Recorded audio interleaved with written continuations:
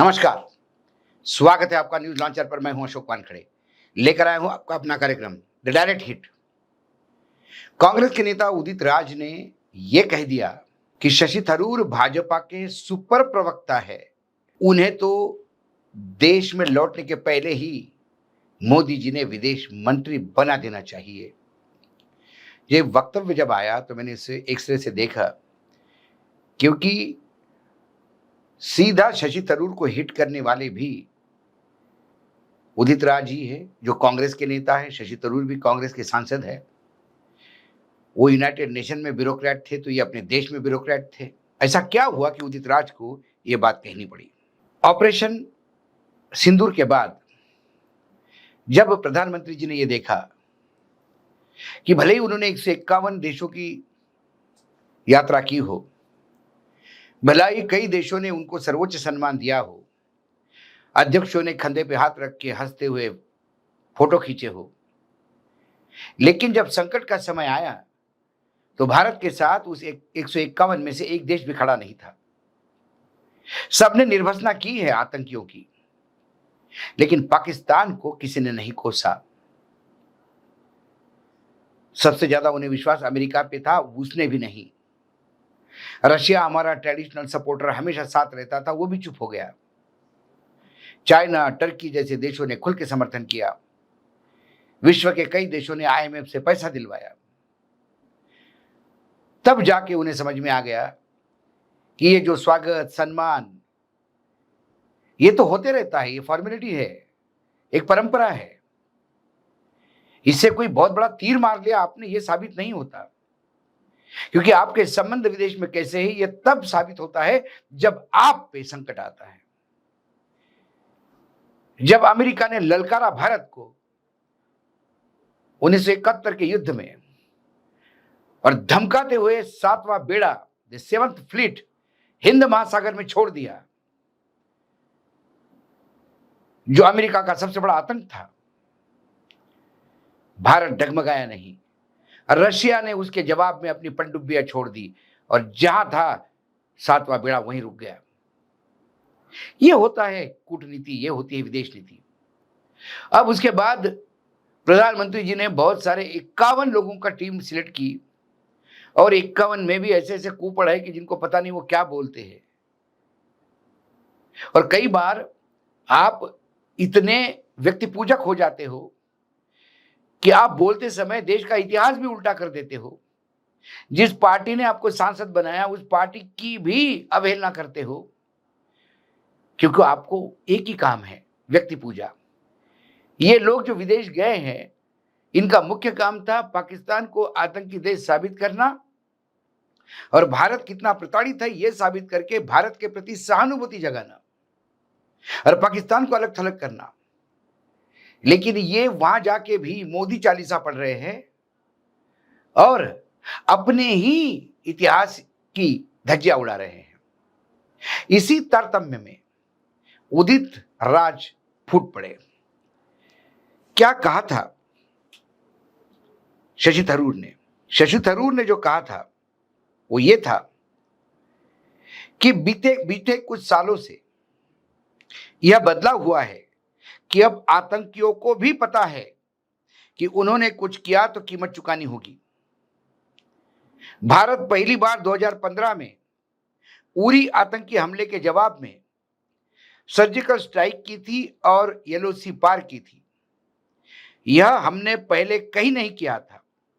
यहां तक कि कारगिल के दौरान भी हमने एलओसी पार नहीं की थी। इसके बाद फिर पुलवामा आतंकी हमले के बाद हमने ऐसा ही किया।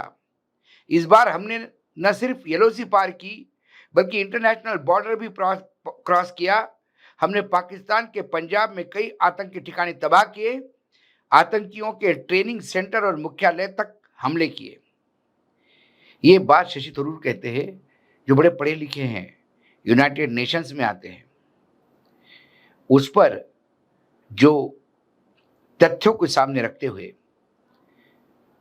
जो उदित राज ने एक्स प्लेटफॉर्म पे ट्वीट किया, प्रिय शशि थरूर, मैं तो पीएम मोदी से कहूंगा कि आपको भाजपा का सुपर प्रवक्ता घोषित किया जाए, इसके अलावा भारत लौटने से पहले ही विदेश मंत्री भी बना दिया जाए। आखिर आप कैसे कांग्रेस के सुनहरे इतिहास को यह कहते हुए नजरअंदाज कर सकते हैं कि अब पीएम मोदी के दौरे से ही, यानी उसी दौर में ही भारत ने कभी एलओसी या इंटरनेशनल बॉर्डर पास की, उसके पहले कभी नहीं की। 1965 में भारतीय सेना ने पाकिस्तान में कई तरफ से एंट्री कर ली थी। लाहौर सेक्टर में जब भारत की सेना पूरी घुस गई तो पाकिस्तान हैरान रह गया था। फिर 1971 में तो पाकिस्तान के 2 टुकड़े ही हो गए। यही नहीं, यूपीए सरकार के दौरान कई सर्जिकल स्ट्राइक की गई, बस उसका ढिंढोरा पिटा नहीं गया, राजनीतिक फायदा उठाने का प्रयास नहीं हुआ। आगे वो लिखते हैं, आपको जिस पार्टी ने इतना कुछ दिया है उसके प्रति इतने धोखेबाज आप कैसे हो सकते हो। और फिर उन्होंने वो वीडियो शेयर किया जिसमें शशि थरूर पनामा में पाकिस्तान की हरकत की बात कर रहे थे और भारत के करारे जवाब की। प्रश्न ये है कि शशि थरूर को भेजा ही इसलिए गया क्योंकि वो पिछले कई दिनों से मोदी चालीसा पढ़ रहे थे। पार्टी ने उन्होंने कहा कि मुझे अभी तक पार्टी का संदेश नहीं मिला। शशि थरूर ये यूनाइटेड नेशंस में एक डिप्लोमेट थे। शशि थरूर जब वहां से भारत में आए सक्रिय राजनीति में, तो कांग्रेस ने उन्हें मंत्री तक बनाया, कांग्रेस ने उन्हें सांसद बनाया। जब उनके ऊपर विपत्ता की घड़ी थी और सुनंदा उनकी पत्नी की हत्या हुई, बीजेपी ने कोई कसर नहीं छोड़ी। यहां तक प्रधानमंत्री नरेंद्र मोदी जी चुनाव के दौरान 50 करोड़ की गर्लफ्रेंड करके उनके व्यक्तिगत जीवन को सार्वजनिक रूप से उछाल रहे थे। कोई भाषा की मर्यादा नहीं थी। शशि थरूर अपने पत्नी का अपमान भूल गए। शशि थरूर को सत्ता की अब इतनी लत पड़ गई है कि अब उन्हें जो भी मोदी करते हैं वो सही दिखने लगा। मैं मानता हूं कि 2 सर्जिकल स्ट्राइक, यानी सिंदूर भी पकड़ा और इसके पहले और एक एयर स्ट्राइक मोदी जी ने किया और फिर उसका राजनीतिकरण भी हुआ। इसके पहले कई जगह बर्मा में भी सर्जिकल स्ट्राइक किए भारत ने, लेकिन ये सैन्य और राजनीति इसको हमेशा दूर रखा गया। 2 फुल फ्लेज युद्ध लड़े पाकिस्तान के साथ कांग्रेस के दौरान ही, और पाकिस्तान को बुरी तरह से हराया, पाकिस्तान को तोड़ दिया। अटल जी के समय कारगिल हुआ। अब ये कहते हैं कि तब भी एलओसी क्रॉस नहीं हुई। अटल जी के समय पाक ने गुस्ताखी की थी कि लाइन ऑफ कंट्रोल पार कर भारत भूमि पर कारगिल की पहाड़ियों पर कब्जा करने का प्रयास किया था। भारतीय जाबाजों ने वो पहाड़ियां खाली करवाई और पाकिस्तान को सबक सिखाया। लेकिन आतंक के ठिकानों को अंदर घुस के मारा, ये बात तो सही है, लेकिन क्या ये कहना सही होगा कि अभी तक 2015 के पहले कभी एलओसी पार नहीं की। इसलिए उदित राज ने सामने तथ्य रखे। कुल मिलाकर ऐसी कुपड़ों की जमात या जो पढ़े लिखे होते हुए भी जब भक्ति का चश्मा सर पे चढ़ जाता है आंखों में, तो फिर सावन के अंधे को सब हरा दिखता है। तो ऐसे ही मोदी जी के अंधे को सब मोदी ही दिखता है, उन्हें भारत का इतिहास नहीं दिखता। एक तरफ निशिकांत दुबे है, वो कहते हैं कि फिलिस्तीन में जो भारत के संबंध थे वो हमने पहली बार पीएलओ को रिकॉग्नाइज किया, भारत ने किया, लेकिन कांग्रेस के समय, इंदिरा जी के समय उनका सम्मान किया यासिर अराफत का, लेकिन फिर इंदिरा जी के समय किया, भारत ने किया। लेकिन फिर कभी इंदिरा जी ने नहीं कहा इंदिरा ने किया है, इंदिरा करवा रही है, क्योंकि तब इंदिरा जी के लिए भी भारत सर्वप्रथम था। यहां व्यक्ति सर्वप्रथम रखा जा रहा है। इसलिए पढ़े लिखे शशि थरूर को भी जब भक्ति का चश्मा चढ़ जाता है तो उन्हें फिर इतिहास भी 2014 के बाद का ही दिखता है। इसलिए 2015 में उन्होंने एलओसी पार की। इसके पहले भारतीय फौज शायद थी ही नहीं जो एलओसी पार करे। ऐसे कई वक्तव्य जो विदेश से आते हैं, उससे लगता है कि आप वहां पाकिस्तान को एक्सपोज करने गए, भारत के प्रति समर्थन जुटाने गए या फिर मोदी चालीसा पढ़ने गए। मोदी चालीसा तो मोदी जी के लोग भी पढ़ते हैं। कम से कम ये सर्वदलीय मीटिंग में आपसे अपेक्षा थी कि आप कुछ अच्छी बात करते।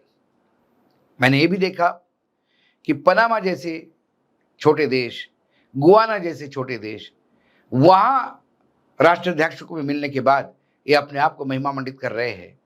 लेकिन हमारे डेलीगेशन की इतनी बेइज्जती हुई कि कोई भी बड़े देशों के बड़े नेता डेलीगेशन को नहीं मिले। कम से कम आज तक तो यही खबर है। खुद ही एएनआई को बाइट देते हैं और खुद ही खुद का महिमा मंडन कर लेते हैं। कुल मिला के जिस हिसाब से उदित राज ने आईना दिखाया, सीधा हिट किया शशि थरूर को, और दिल पे चोट लगी होगी तमाम अंधभक्तों को जब वो एक्स प्लेटफॉर्म पे वो ट्वीट पड़ा होगा और जब जो सच्चाई है वो देश के सामने रखी होगी। चलो, बहुत लोगों के लिए 2014 के बाद का ही इतिहास याद है, तो शशि थरूर उसमें एक और जुड़ गए। ये अंधभक्तों के लिए एक एडिशन है। कांग्रेस के लिए ये सुखद क्षण होना चाहिए, क्योंकि आस्तीन के सांप हमेशा खतरनाक होते हैं। आज डायरेक्ट हिट में इतना ही। कल फिर आता हूं किसी विषय के साथ। तब तक के लिए नमस्कार। देखते रहिएगा न्यूज लॉन्चर।